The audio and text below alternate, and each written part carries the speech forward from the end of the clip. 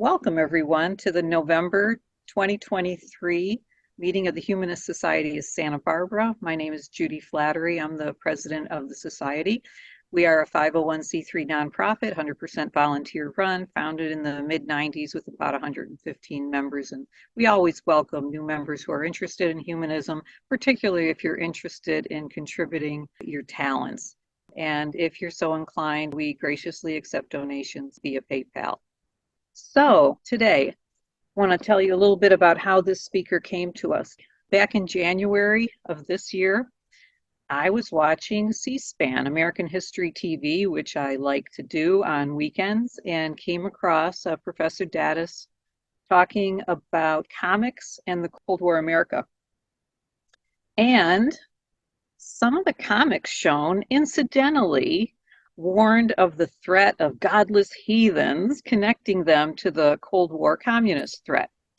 As a godless heathen myself, I was intrigued as to how persuasive or persistent, pervasive this trope was, and I wondered about the perception on the non-religious. So I invited him to speak to us, and he very graciously accepted. He is a professor of history at San Diego State University, and he holds USS Midway Chair in Modern U.S. Military History. He joined San Diego State after directing the master's program in War and Society Studies at Chapman University. Prior to that, he served as the chief of the American History Division in the Department of History at the United States Military Academy at West Point. He's a retired U.S. Army colonel. He deployed to both Operation Desert Storm and Iraqi Freedom. He specializes in the history of the Vietnam Wars and the Cold War era, and has authored 5 books, including Pulp Vietnam, War and Gender in Cold War Men's Adventure magazines, and Withdrawal, Reassessing America's Final Years in Vietnam. He's also published numerous journal articles, several op-ed pieces in the New York Times and the Washington Post and National Interest magazine. And he's the recipient of the 2022-2023 Fulbright Distinguished Scholar Award at Pembroke College at the University of Oxford.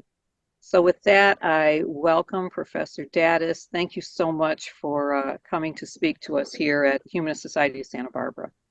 Thanks so much, Judy, and thank you for the really kind invitation to join you all today. It's been a pleasure to speak with you, and I'm looking forward to our conversation this afternoon.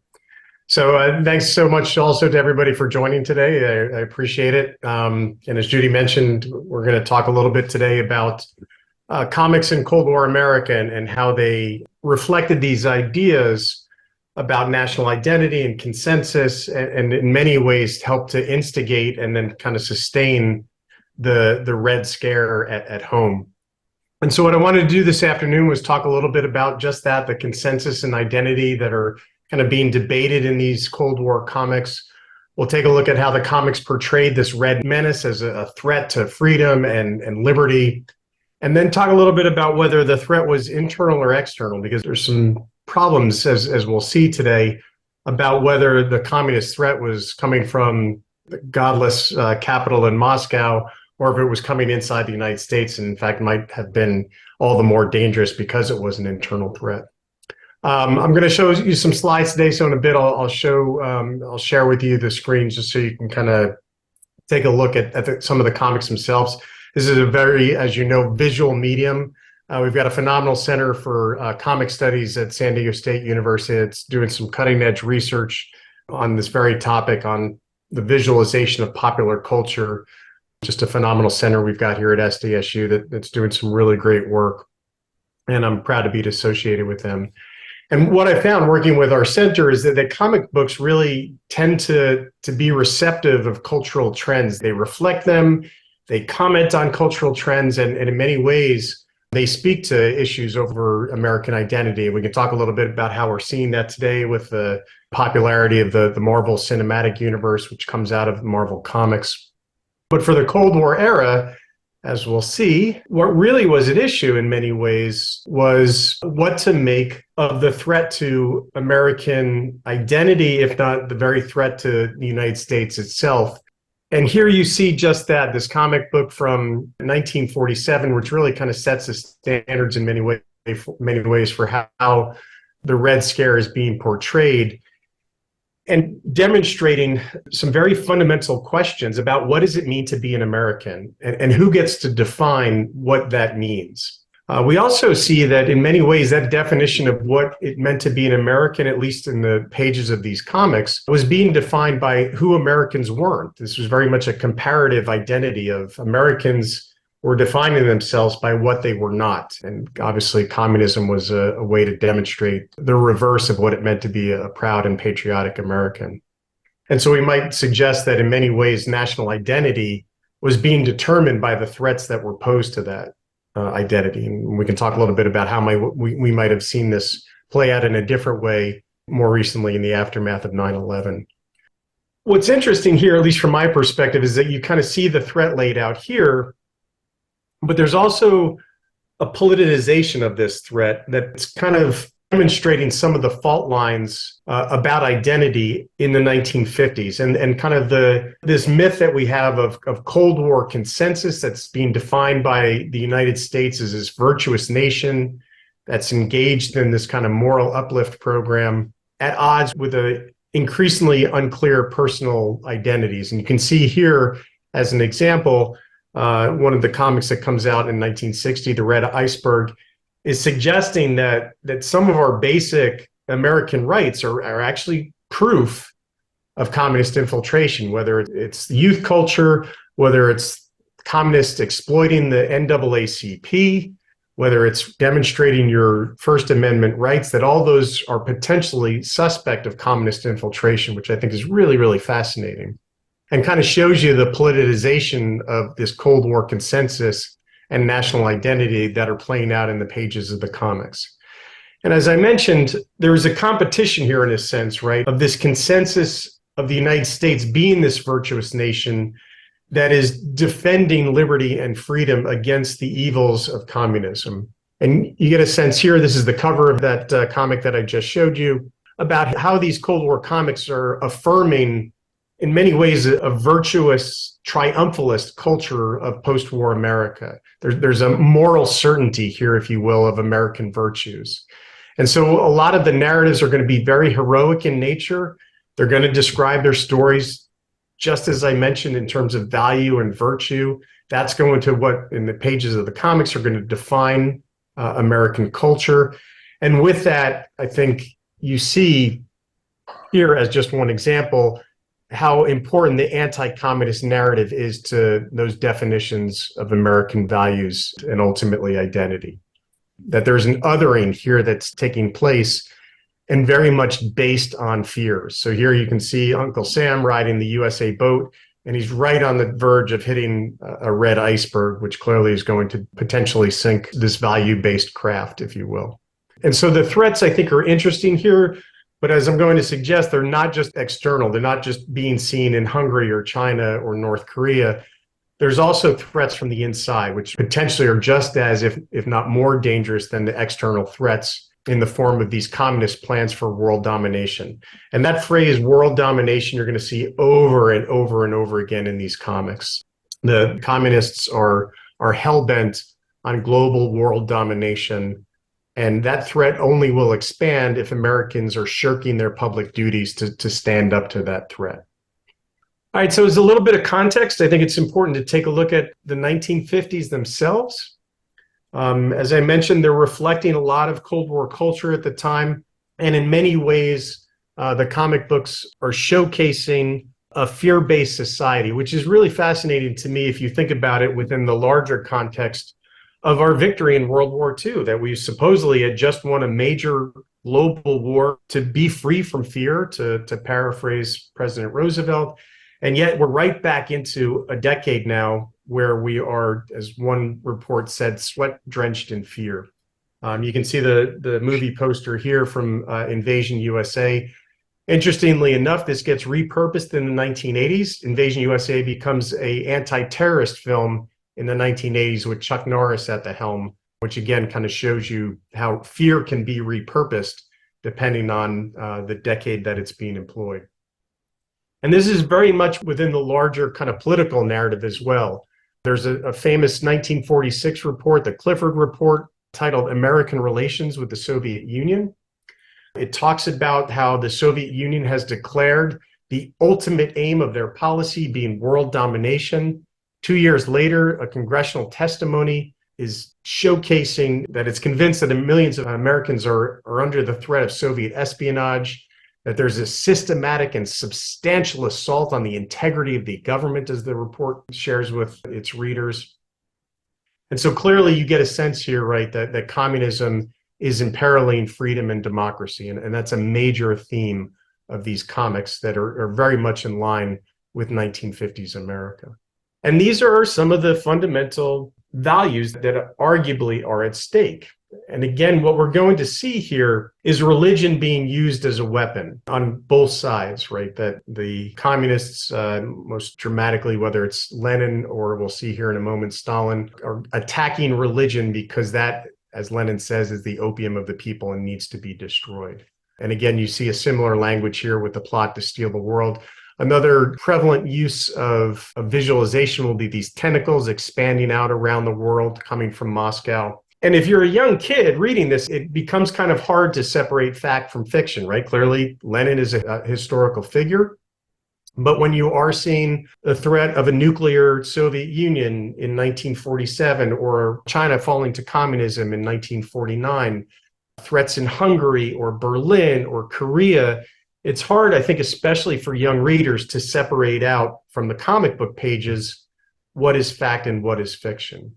And so from their perspective, for these young readers of popular culture, this Red Menace is showcasing an absolute need for American heroes, not just in the comics, but in real life to combat evil in a way, right? And again, take a look at this. This is from 1965, 12 years after Stalin dies, and we're still talking about how Stalin, the most powerful man in Russia, was using fear to overthrow the government. And you can see here in the bottom left-hand panel how he's threatening to arrest anybody that speaks out against him. And then look at the teacher in the bottom right, who is basically demanding that her students report on their parents, which again is pretty demonstrative of the anxiety that is being felt in American society. Again, even 12, 13 years after Stalin himself is dead. This is what we see over and over again in the comics. Again, I mentioned how religion is pulled into the narrative here. It makes sense in a way because it's a way to demonstrate how these evil communists are malevolent and enemies just like the Nazis. Of course, there's problems with that narrative in the Cold War era. Is the United States at war or is it not at war? We're not quite sure, right? It's this era where we're at peace, but not at peace. We're at war, but not at war. And so many readers are, and especially policymakers themselves, are wondering if peaceful coexistence with this evil force is even possible or desirable. And so what you'll see is a lot of the comic book publishers kind of replacing the Nazi threat with these types of images. And it's no mistake here that the devil is dressed in red, just like the red communists are dressed in many of the comic book pages. And so what you see with the comic book publishers, they're generating over and over, very consciously, I would argue, a visible, viable enemy that's at the center of all of these stories to keep this competition, contest, if not war, against the evils of communism sustainable. And also a way to demonstrate the need for patriotism to fight and combat this evil. We might ask then why there was a need to maintain enemies after World War II. If we just defeated militarism and Nazism, why was then a need to create and construct a new enemy in the aftermath of World War II? And there are some scholars that argue that, in fact, there were some political benefits to being at war. We might suggest that there's something to that even today. President Eisenhower himself will warn during his final speech as president about the dangers of the military-industrial complex. And so there is something here, I would argue, to thinking about how the comics are politically beneficial for those who are wanting to see the United States in a perpetual state of preparedness for war. And if you take a look at the bottom right of the comic book cover here, we're consciously then using children as combatants, right? Here's this little kid who's behind a machine gun. So we're purposefully incorporating and recruiting young kids into the fight against evil. And that certainly will not go away during the Cold War with the Red Scare. And when you get into the 1950s, it seems that the Daily News is actually confirming the suspicions that are coming out of these comic books. And there's a lot going on here, but I think it's important to look at the cover in particular here of the treasure chest on this godless communism. You can see here the duplicity of Nikita Khrushchev. We'll see that again where he's offering peace, but in reality he's preparing for war. Note the broken cross here demonstrating how they don't care about religion. The chains here demonstrating the competition or the fight between freedom and slavery. Treaties don't matter here. They're offering those in the global south, the third world, money and culture, but in fact what they're really offering is the whip and death. When again you look at all of these things, whether it's the Truman Doctrine or the Soviet blockade of Berlin or the creation of NATO, the war in Korea, the Alger Hiss case, just over and over and over again, it seems to be that these comics are actually reflecting a very truthful narrative. And so the Red Scare is not only being fanned, I would argue, by ambitious politicians, whether it's Joseph McCarthy or young Richard Nixon, who are understanding that virulent anti-communism is a good political platform, but this is also something that's sellable from a pop culture perspective. We might also suggest that this is also seemingly, arguably, a time of anti-intellectualism, that these allegorical treatments of the Red Scare being laid on top of science fiction genre, where aliens from Mars are representing the Red Menace, I think are part of the storyline as well. And these creatures are doubly dangerous in a way. They're incredibly difficult to kill with conventional weapons, and they're extremely difficult to sort out from the general population. And as I mentioned earlier, this is where it becomes really scary, especially I think for young readers. Is the threat external or is it internal? And this is a really, I think, telling few panels from the Godless Communism. They're talking here about the dangers of political party cells who are holding these regular meetings across the United States. And look who's being represented here: a public librarian, a university teacher, somebody that's involved in labor. So you get a sense here that these party cells are infiltrating into all aspects of American culture, which is really frightening in a sense, right? That anywhere you turn, I can't trust my librarian, my teacher, a labor union activist. They're all potentially at risk of and susceptible to the communist message, suggesting that they're just not strong enough, not smart enough to stand up to the evils of communism. And then that then links into the larger external threat that you see here, because Stalin clearly hopes to destroy America. And this again is where you see young kids being recruited for this total war effort to stand strong against the evils of communism. There's another interesting aspect to this. If we go back to that argument I made earlier about values and morals, that's clearly an important part of US policy, at least from a propaganda standpoint. But there's also a suggestion here in these comics that Americans were no longer required to play by the rules. That if they're playing fair, they're actually putting themselves at greater risk. And so we have to fight fire with fire here. And there's some deep questions that are being asked here, right? How do you know if you're winning or not when the enemy is so well hidden?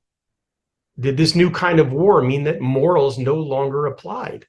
I mean, take a look at our threat here. Again, you see the duplicity of somebody like Khrushchev, who is arguing for peace outwardly, but when you look behind the curtain, and I love how communism has got an acronym for all these awful things, from oppression and murder to slavery and misery, and all sustained on the bones of those that they've killed.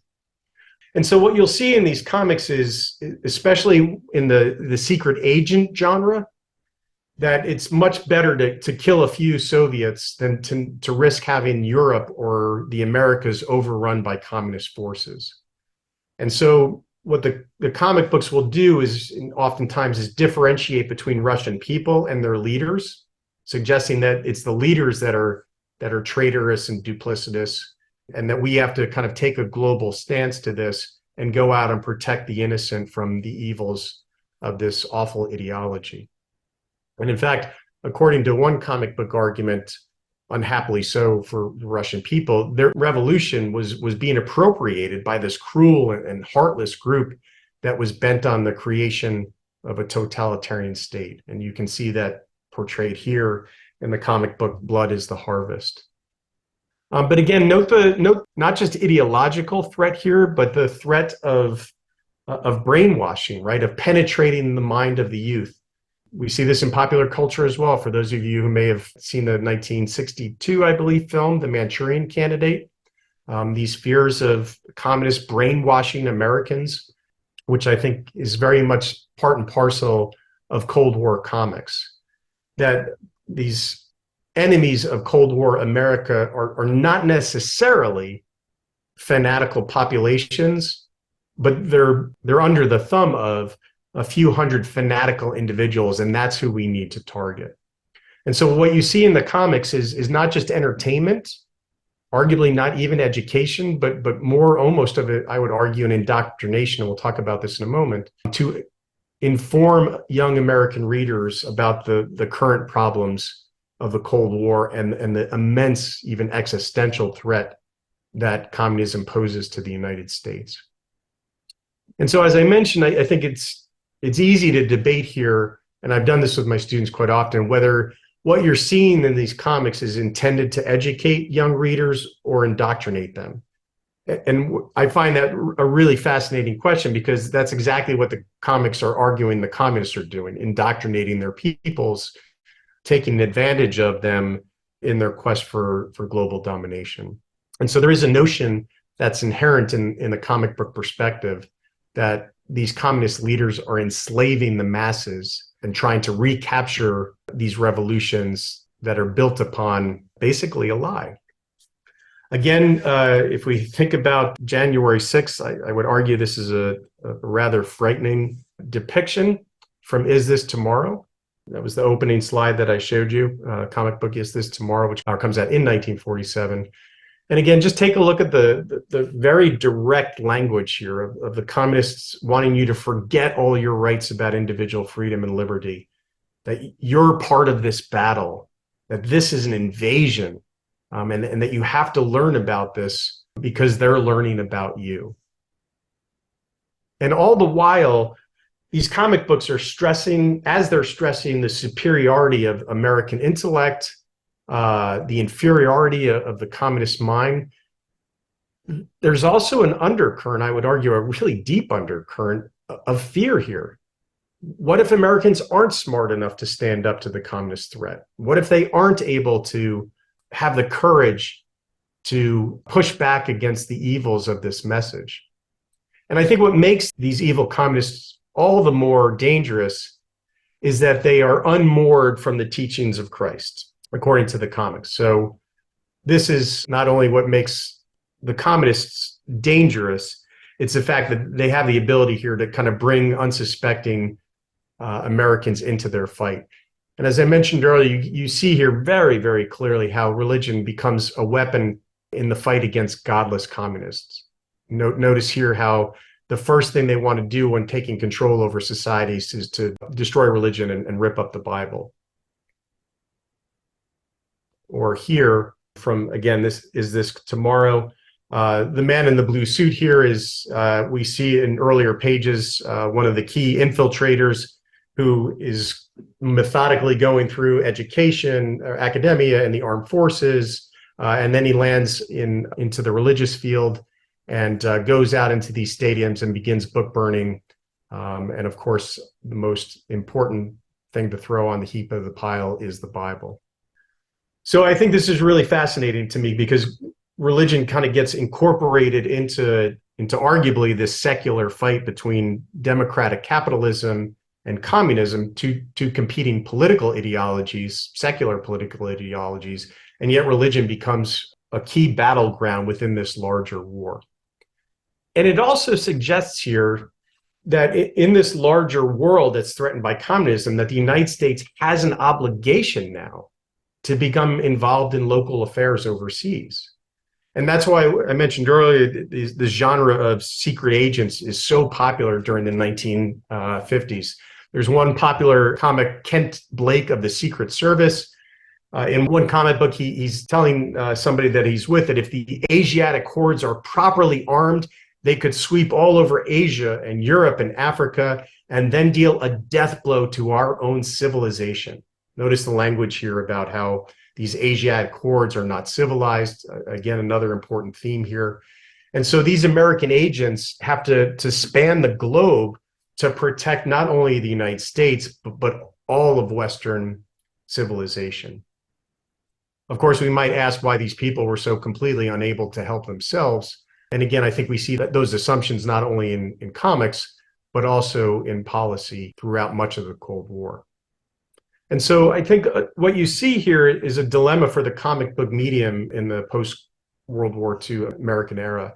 The comic books are seeking to mirror the real world for readers, for whom mere escapism is no longer really kind of a satisfying indulgence, if you will. But that reflection is really, really disturbing in its implications. Because if these comic books are correct, then the United States and these young kids are facing an existential threat. And again, those dangers, as we'll see here more particularly in a moment, are both at home and abroad. And so if we take a look at the threat at home, in many ways, this is just as dangerous as a threat as abroad, because it's just as invisible. This is not just in American Cold War comics, it's also in American school books. So one from the 1950s, Exploring American History, is warning its readers, young kids, that the FBI urges Americans to report directly to its offices any suspicions they may have about communist activity on the part of their fellow Americans. Well, remember what I just showed you a little earlier about that's exactly what the communists were doing, about asking young kids to report on their parents. And that's supposed to be demonstrating the evils of communism. And yet American school books are doing the same exact thing with their young readers. And in many ways, they're also vividly presenting American traitors and sympathizers. Here you see one from 1955 of this plot to poison American crops. We'll see that again in the 1990s with similar threats, and again, even in the aftermath of 9/11 with the threat of anthrax. Within these kind of spy case story comics, you see Reds who are boasting that their agents are everywhere, that are working for the glorious revolution. In one spy case's story titled The Traitor, the FBI agent is stunned to learn that the Bureau itself is leaking secrets. We see here another agent, Rick Davis, is uncovering this ploy to poison crops. In another, he is just gobsmacked that an American with whom he's working, he tags as a solid citizen with no trace of Red connections. And in fact, it turns out that he is a traitor. And so if you're a young kid reading this, you got to ask yourself, well, where am I safe? What are the consequences of communists being everywhere, especially if they're hidden? And it's not just within American society, it's also within American armed forces. There's one story that takes place in Korea where an intelligence officer is informing these four Army radio operators that one of them is a traitor. And after some finger pointing back and forth, they realize that the culprit is actually that intelligence officer who is trying to sow suspicions among them. Again, if the armed forces themselves isn't a safe space, then where can we be sure that we're not being threatened by traitorous activity? And then we add on one more fear to all this, which is that the communists are then using these means for mass destruction, of getting inside American science projects, of winning the escalating arms race, that all of this is getting placed on top of already prevalent concerns about radioactive fallout from atomic warfare. And you see that played out in so many of these comics. I share them with a number of my students. These mounting fears of atomic war and radioactive poisoning that are coupled with these heightened fears of Soviet espionage that are infusing, kind of a sense of pessimism, if you will, within the comic books themselves, which I think is really interesting. And here, when even heroes themselves cannot stop the destruction of the world, that's got to be really scary for a young reader. And it turns out here that Captain Marvel actually was not seeing Earth, but seeing another world that was destroyed by mistake. But that's still pretty scary from my perspective. Now, aside the comics, I just want to take a brief moment to showcase to you a few examples of trading cards that were sold by the Bowman Company, gum company. These were called Fighting the Red Menace. You see here, it was a set of cards that were perceived to be pretty useful from a political perspective from the government, because they've got this politically important rhetoric and images that kind of seemingly help with bringing children into the fight. And again, look at some of the language here. This is, you see, one on the Korean War. Notice the last lines of the text here, that Americans can come and go as they like, and they will never exchange their freedom for red slavery. And again, that comparison between freedom and slavery, I think, is part and parcel of just almost all of the Cold War comics, and most certainly of these trading cards. And, the issue here is that these kids are asked to see their enemies as something less than human. The back of the box themselves actually asks children to swear an oath, which reads, "I believe in God and the God-given freedom of man, and I am against any system which enslaves man and makes them tools of the state." So again, we can see here how children are being invited into the Cold War competition and being asked to participate in the fight against these zombie-like military leaders. And notice here that this fight is important because Mao is shedding the blood of innocent people across the world. In conclusion, I think what we see here is, to me at least, a really fascinating narrative of these Cold War comics reflecting really deep-seated fears that are underlying how Americans saw themselves during the Cold War era, about identity and about the Cold War competition. And the comics are kind of molding this political content to appeal to a young audience that allows them to understand these threats, but then hopefully motivates them to participate in this ideological contest between good and evil. That education was a component, really, of war preparedness for the Cold War. And as the comics will tell their young readers over and over again, this is a matter of national survival. As I mentioned, these trading cards that I just showed you, one of the authors said, "We tried to tell children the difference between our way of life and the communists." And so these young kids who are reading comics or collecting these trading cards are being invited to engage in the Cold War and to draw them into the fight and ask them basically to be defenders of American ideals and national security. And that is contrasted with these dangerous traits that are being associated with the yellow peril or the red menace, that are portraying the enemy as uncivilized and rapacious and cowardly. They launch surprise attacks. They're using violence all across the world. And most dangerously, most threateningly, they can infiltrate our society by hiding among us and sowing mistrust. And so, I think what you see here is an overriding impression of a struggle between, as I mentioned, freedom and the tyranny of slavery. And these comics are asking readers to identify themselves as bearers of this national identity that in many ways, I would argue, looking back, is defined by militarism, certainly a sense of national exceptionalism.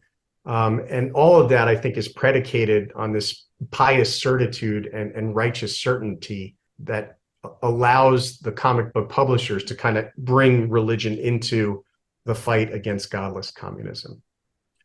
So I'd be happy to take any questions if anybody has any. Yeah, I was thinking about the Eisenhower administration, and I believe that's when "In God We Trust" was put on the money, and when "Under That's correct. God" came on the Pledge of Allegiance. Could you comment at all about President Eisenhower? And I heard he became quite religious during his administration. He certainly kind of incorporates religion into the larger fight. This is a time period, as we know, when Billy Graham becomes wildly popular, using the religious pulpit not only as a tool for evangelicalism, but also as a tool to fight the Cold War. And so I think what Eisenhower understands is that there's a segment of the evangelical population that can be kind of used to as a tool against this larger Cold War contest. I think the how deeply Eisenhower actually believed in that, I think is certainly debated among historians, but certainly the administration itself is kind of taking advantage of that evangelical argument that only through religion can you successfully fight these godless communists.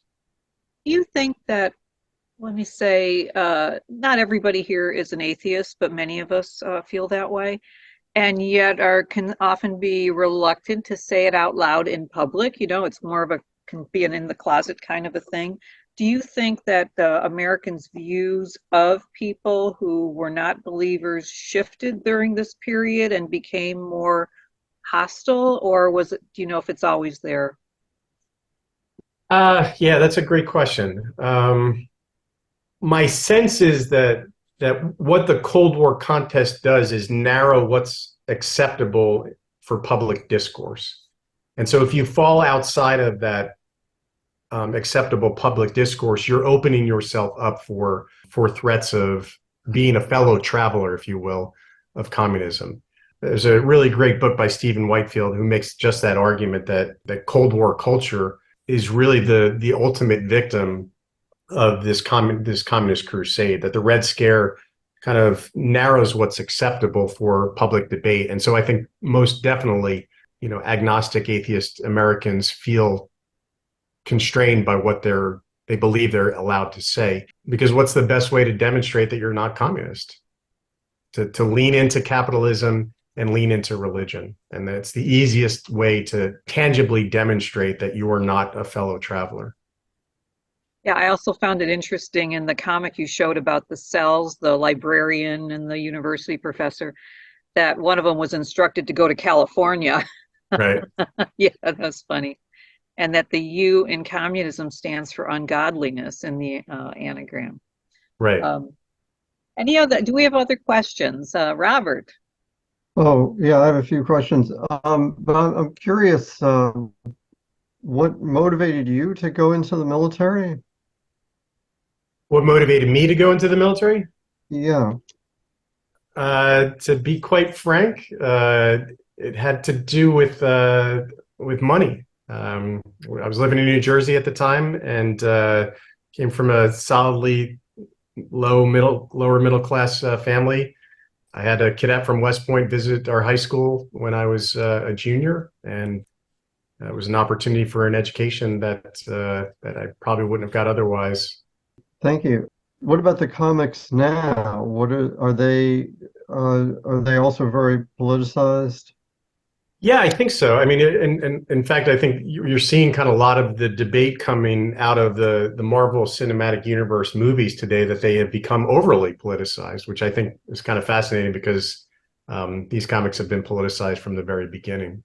I've watched videos online of those who are arguing that the Marvel movies have become too engaged in identity politics, that they're focusing too much on kind of diversity at the cost of storytelling.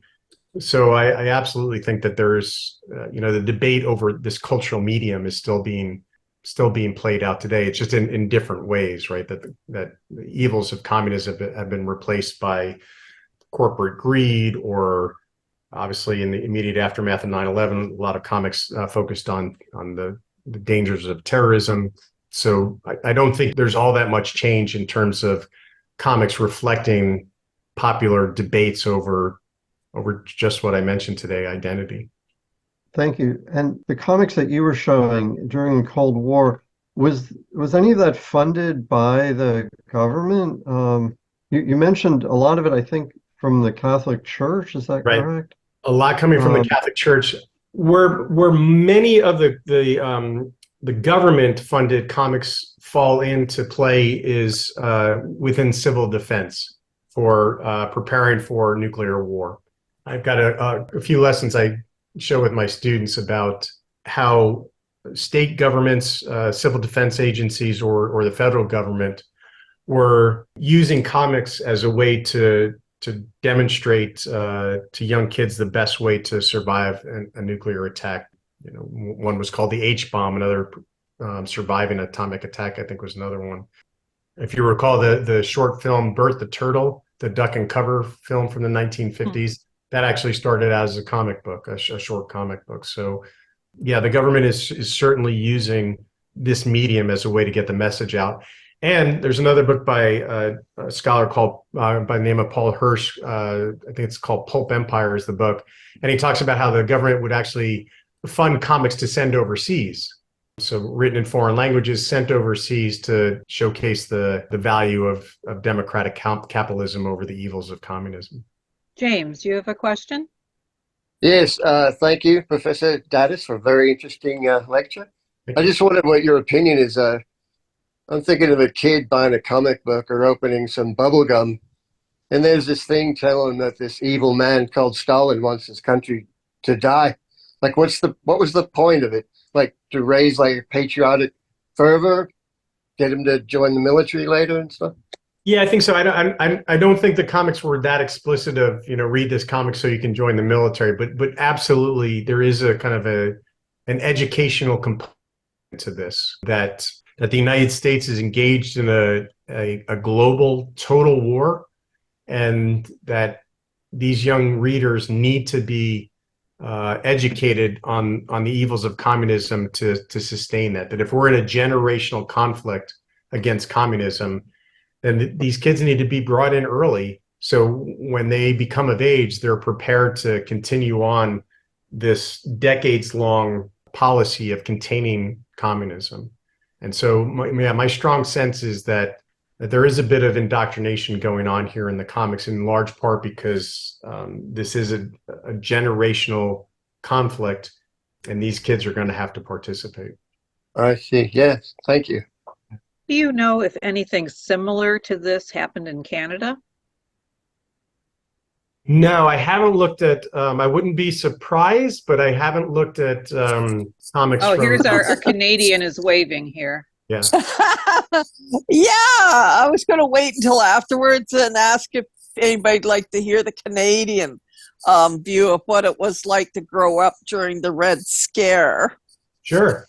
And for me, it was mainly, they didn't say anything against communism in elementary school, so it was not overt. I think where most of the anti-communist message came from was through Hollywood movies. Right. Because Canada, you know, like the American culture plays a strong role in Canadian culture. And so for me, growing up in the Cold War was a much more nuanced experience, I suspect, than it was for a lot of you Americans. Right. That's and it's funny because when I went to the Catholic school system, they did talk about nuclear war and the dangers of it, but they were putting a lot of blame on the Americans as well. Right. Like it was not Russia, Russia, Russia, Russia, Russia. Like maybe the Catholic Church down here. You got to remember, this is also the late 70s. This is not the 1950s. This was the late 70s. Right. And one nun was saying, well, even Brezhnev wants peace, and I hope Reagan listens, or something like that. And yeah, a lot of it, because at that time in the Catholic religion was very sympathetic to socialism. And that's interesting, because what I also show my students is that when you get into the early 1970s, the comics will start pushing stories that are more focused on social issues. Yeah, like socialism, wasn't so much about like what you call the culture wars now, like black issues or the sexual issues or women's rights. It was more like socialism in Right. South America. Right, and because a lot of these South Americans, you got to remember, were also trying to had a negative view of America because a lot of the dictators were being supported by America. So they were trying to get in socialism to get rid of the dictators. Mm-hmm. And the Catholic Church some of the Catholic Church was part of that. And we got that in school, that this Cold War, that this tension is not just the fault of the Russians. The Americans but the Americans are almost as guilty, right. In a way.